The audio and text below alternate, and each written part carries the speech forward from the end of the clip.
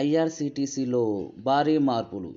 ఐఆర్సీటీసీలో ఎవరైతే tickets book చేసుకుంటారో వాళ్ళు ఈ 3 మార్పులను తెలుసుకోవాలి.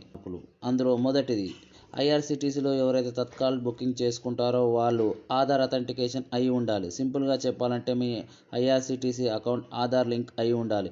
అలాగైతేనే మీరు టికెట్స్ బుక్ చేసుకోగలరు. నెక్స్ట్ రెండవది, ఇప్పటి వరకు ఐఆర్సీటీసీ టికెట్స్ బుకింగ్ చేసుకోవాలంటే just name, Aadhaar number, age enter చేసి సరిపోయేది. కానీ జూలై 15 నుంచి వాటితో పాటు ఎంతమందికి అయితే బుక్ చేస్తారో వాళ్ళ అందరి ఆధార్ నెంబర్తో లింక్ అయిన మొబైల్ నెంబర్కి ఓటీపీలు వెళ్తాయి.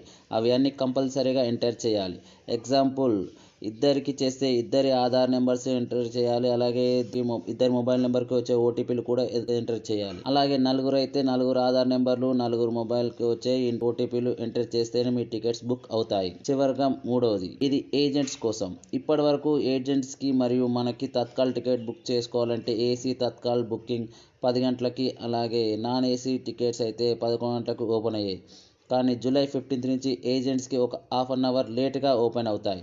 మనకు మాత్రం సేమ్ టైమింగ్స్కి ఓపెన్ అవుతుంది. సింపుల్గా చెప్పాలంటే ఏజెంట్స్కి 10:30కి ఏసీ టికెట్స్, అలాగే 11:30కి నాన్ ఏసీ టికెట్స్ ఓపెన్ అవుతాయి. ఇలాంటి ఇన్ఫర్మేటివ్ విషయాల కోసం మన ఛానల్ని సబ్స్క్రైబ్ చేయండి. Thank you.